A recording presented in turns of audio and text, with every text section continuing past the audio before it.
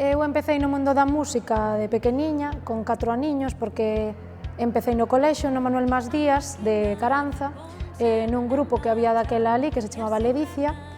E, bueno, empecé de moi nena, pero a verdade é que quedei hasta os 21, ou seja que aínda aguantei bastantes anos no grupo, pero, bueno, eso sí que me deu un pouco pé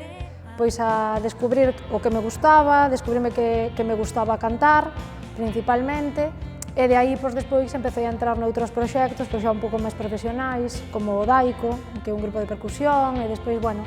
pois a vida foime levando por distintos camiños ata chegar onde estou agora, que son a cantante da banda da Loba. A ver, o panorama musical galego é moi rico, eu diría que xa levamos moitos anos nos que é moi rico e, ademais, en toda a diversidade de estilos, porque podes escoitar hoxe en día música en galego de calquera tipo, e iso é moi bo. O único que podería apuntar así, digamos, do formato actual, pois creo que está indo todo máis como cara a música electrónica, que, bueno, está moi ben, porque todos os estilos teñen que ter o seu espazo, pero precisamente iso, todos os estilos teñen que ter o seu espazo, non é culpa dos que fan ese tipo de música ou das que fan ese tipo de música, senón que creo que aí a man, digamos, a solución teñen a xente que programa, que ten que buscar un pouco esa diversidade e dar espazos para que toda a xente que está facendo música en Galicia poida pisar os escenarios. A importancia das pequenas entidades culturais pois é indiscutible, porque ao final penso que, digamos, todo o que é o patrimonio musical galego está nas súas mans e son as que están coidando e o están difundindo dende hai moitísimos anos. E que se non existise, pois todo iso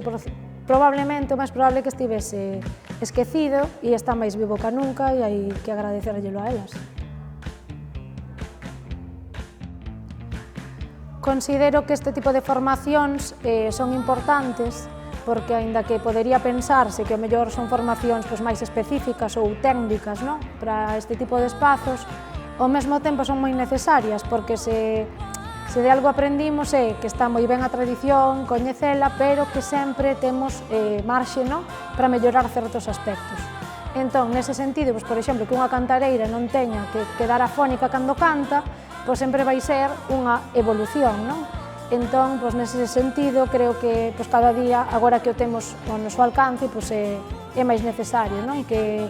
este tipo de formacións entren neste tipo de espazos tamén. Pois a verdade é que as xornadas de hoxe foron un gusto, porque tanto no grupo da mañá como no da tarde a xente era moi participativa, estaba moi interesada, entón a verdade é que foi